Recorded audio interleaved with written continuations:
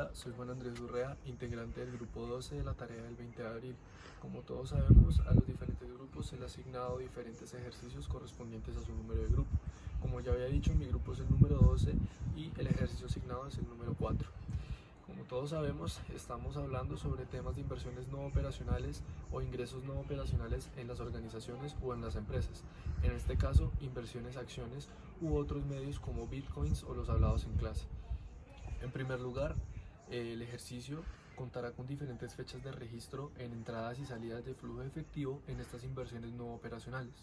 En este caso, nuestra empresa es una empresa que se dedica a la comercialización y producción de zapatos. Entonces, la primera fecha que nos piden que registremos en primera instancia es el 1 de octubre, donde nos indican que la empresa hace una compra de 150.000 acciones a 30 pesos cada una, y el objetivo de adquisición de estas acciones es venderlas una vez suban el precio del mercado accionario, es decir, jugar con las acciones, jugar con el dinero, saber si el día de mañana la puedo vender a un mayor precio. Eso es lo que me indica a que es una inversión no operacional o una actividad no operacional, porque no se dedica a mi actividad principal de mi empresa o de mi organización para obtener un ingreso o una rentabilidad. Como lo mencionaba anteriormente, la empresa o la organización hizo una compra de 150.000 acciones a 30 pesos cada una y me piden que lo registre a la fecha actual, que es del 1 de octubre, en la fecha de compra. Esa fecha se verá reflejada en nuestro balance, en nuestro flujo de efectivo, como una actividad de inversión registrada por menos 4.500.000 pesos.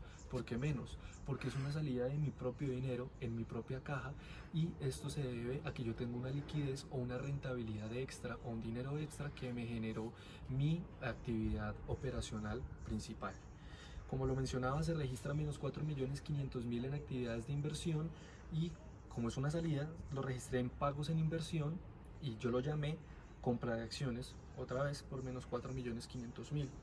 Esto se verá reflejado en el estado de situación financiera por inversiones en bolsa por 4.500.000.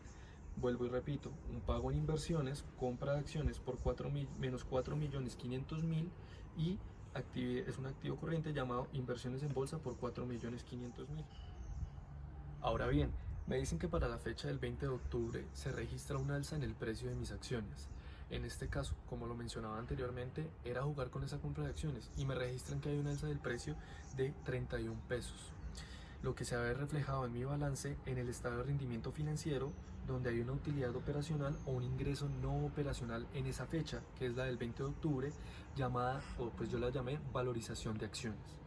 Esta valorización de acciones se va a registrar con un precio de 150.000. ¿Por qué 150.000?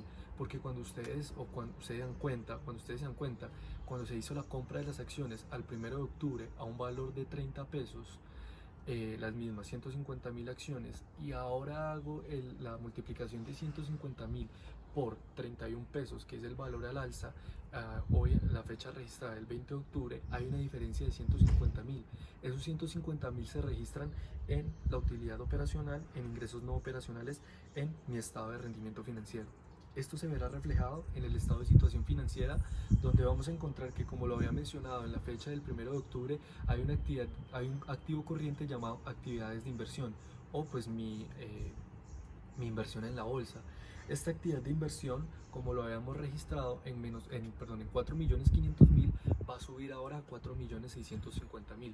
Y aquí cabe resaltar algo muy importante, que estos 4.650.000 que se le imprimieron de los 150.000 que había registrado en ingresos operacionales, es como resaltar cómo yo aumento un activo. O como yo aumento un activo es mediante tres opciones: disminuyendo otro activo, aumento de otro pasivo, y tengo un ingreso. En este caso tengo un ingreso, que es el ingreso de 150.000 en mis ingresos no operacionales, que es la valorización de la acción en esa fecha por 31 pesos, como lo podemos ver. Ahora entramos a un tema muy particular, en este caso llamado los dividendos, y a la fecha del 1 de noviembre, la empresa a la que le hacemos compra de las acciones decreta un dividendo de 2 pesos por acción. Estos 2 pesos por acción serán pagados el 1 de diciembre de 2007. Entonces es una obligación que tienen conmigo, esos 2 pesos por acción. Pero antes de entrar a ver eso en el balance, quisiera explicar qué es un dividendo. Y este dividendo es como un derecho que yo obtengo a la hora de comprar mi acción. Cuando yo compro una acción, la empresa que decreta esas acciones o vende esas acciones decreta unos dividendos o unos derechos que cuando por el simple hecho yo haber comprado esas acciones, a mí me van a devolver esos 2 pesos por la compra de la acción. Entonces, ahora ya hablando en términos más profundos, lo que vamos a ver reflejado en este caso es en el estado de rendimiento financiero, como en el caso anterior, además de las valorizaciones de las acciones, como vimos que se subió 150.000 en la anterior por la valorización de la acción, que ya no valían 30 pesos sino 31 pesos, hay otro ingreso no operacional en esa utilidad operacional en el estado de rendimiento financiero llamado ingreso por dividendos. Este ingreso por dividendos va a ser registrado 300.000. Cuando este ingreso yo lo registro en el estado de rendimiento financiero, eso es una contrapartida, como en el anterior ejercicio llamado valorización de acciones, es una contrapartida para registrar otro activo corriente llamado cuenta por cobrar dividendos. ¿Por qué? Porque como lo mencionaba, estas cuentas por cobrar de dividendos se me van a pagar el 1 de diciembre del mismo año, un mes más adelante. Por lo tanto, es una obligación que tienen conmigo y esa cuenta por cobrar va a ser registrada por 300.000 pesos positiva en activos corrientes en mi estado de situación financiera. Ahora nos piden que estemos registrando lo que está pasando el 20 de noviembre y el 20 de noviembre las acciones de la empresa que le hemos comprado decreta o registra un alza en su precio por 33 pesos. Volvemos a ver lo mismo que pasaba el 20 de octubre. El 20 de octubre había un alza de 31 pesos a comparación de su valor original de compra que era de 30 pesos y volvemos a registrar otra alza en esta fecha por 33 pesos. Es lo que yo decía al principio, es jugar con el dinero. Es como las bolsas, las acciones suben en la bolsa o pueden bajar. Es el riesgo que podemos asumir cuando hacemos este tipo de inversiones en la bolsa.